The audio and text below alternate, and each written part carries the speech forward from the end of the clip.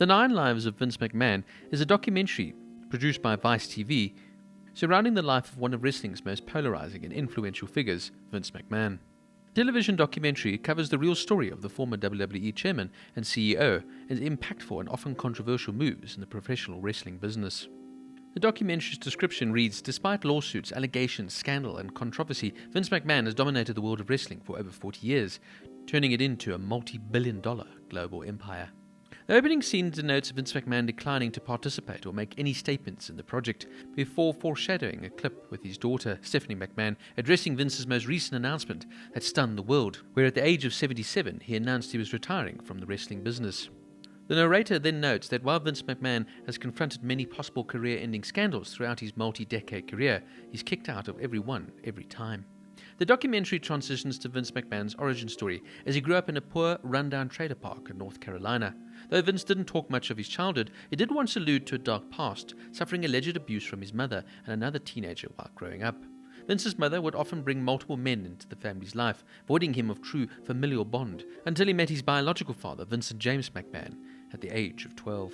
Through his father, Vince Jr. is introduced to the professional wrestling world and eager to join it. However, his dream would be deterred. The documentary recounts the young Vince McMahon stealing cars and developing a delinquent attitude, forcing his father to send him away to military school. McMahon serves there until his mother finds him a girl and introduces him to his future wife and business partner, Linda McMahon. After McMahon completes his college, he once again tries to find his way into the wrestling business, and Vince Sr. wanted him to have a more secure future, though.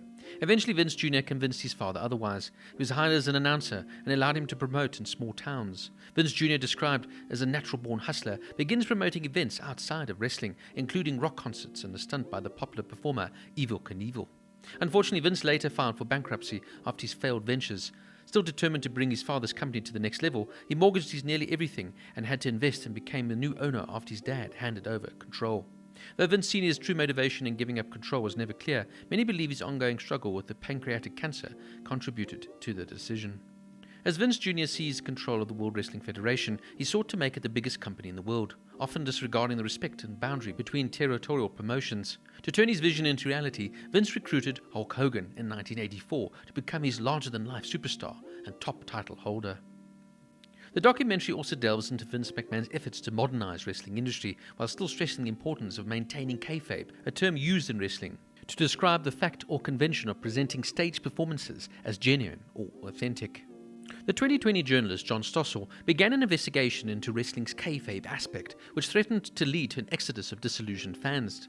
Amid his quest, Stossel recruited wrestler Eddie Mansfield for a story who showed him one of the ins and outs of the business, like intentionally blading to create blood.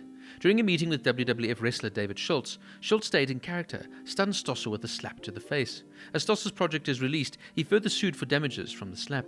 McMahon eventually bought off Stossel to make sure the issue went away, and started a trend of buying his way out of his problems.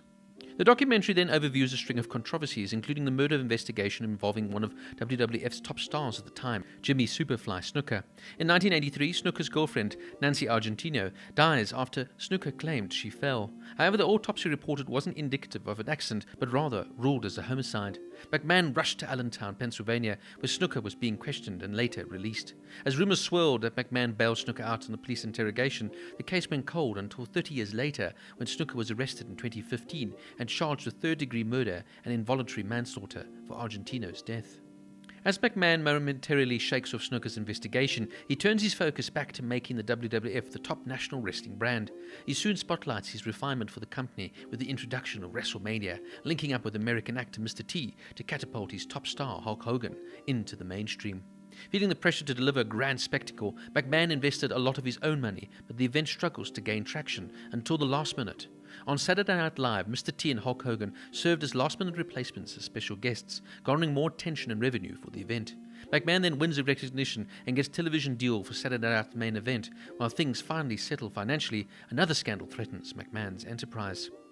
A female referee in WWF, Rita Chatterton, felt she wasn't getting booked as much as she wanted, and so she scheduled a meeting with McMahon, who allegedly coerced her into having sex. According to Chatterton, McMahon said if she wanted a $500,000 contract, she'd have to satisfy him. McMahon later denied the allegations and sued for defamations, but dropped the charges because he pivoted towards yet another scandal. As McMahon beckoned for larger-than-life superstars, his wrestlers kept getting bigger and bigger, professionally and physically. Pressure began building for talent to put on weight to fulfill McMahon's vision, which resulted in talent taking performance-enhancing drugs such as steroids. As the documentary explains, one doctor would even set up shop for talent to purchase their candy. In 1991, steroids became illegal without prescription, and the doctor, George Sahorian, soon got caught and convicted. McMahon was indicted on conspiracy to distribute steroids and faced the possibility of 8 years in prison and $500,000 in fines. He denied the charges, and with the trial looming, he retooled WWF, shifting focus to smaller performers and advocated for drug-free environment. McMahon even showed up for his trial in a neck brace, apparently looking for sympathy from the jury. McMahon's former prized investment, Hogan, soon emerged as the key witness for the prosecution in the trial, but essentially exonerated Vince of any drug distribution. Many other witnesses followed suit, downplaying McMahon's involvement in related charges, and accordingly, McMahon was found not guilty. The documentary states that after surviving the steroid trial, McMahon turned his gaze up north to the Hart family, a famous wrestling family within Canada. He then bought out the family's promotion, Stampede Wrestling, including the rings and top talent. After acquiring Bret the Hitman Hart, Hart was then booked to be WWF champion. With his stock significantly raised, he was then approached by WWF's rival, World Championship Wrestling, or WCW. McMahon countered them with an offer of $1.5 million for a 20-year contract for Hart, but then realized he couldn't afford the Hitman, so Hart signed with WCW. However, there was still one hang-up, the WWF Championship.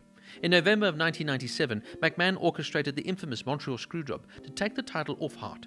Shawn Michaels was then awarded the WWF Championship after referee Earl Hebner called for the bell, even though Hart had tapped out. Hart later punched McMahon backstage in fury and went on his way to WCW. In an interview we aired on Raw, Vince denied that he had screwed Bret Hart, saying Hart didn't honor the tradition and respect of dropping the title of the company he was leaving. He infamously proclaimed Bret screwed Bret. I truly believe that Bret Hart screwed Bret Hart.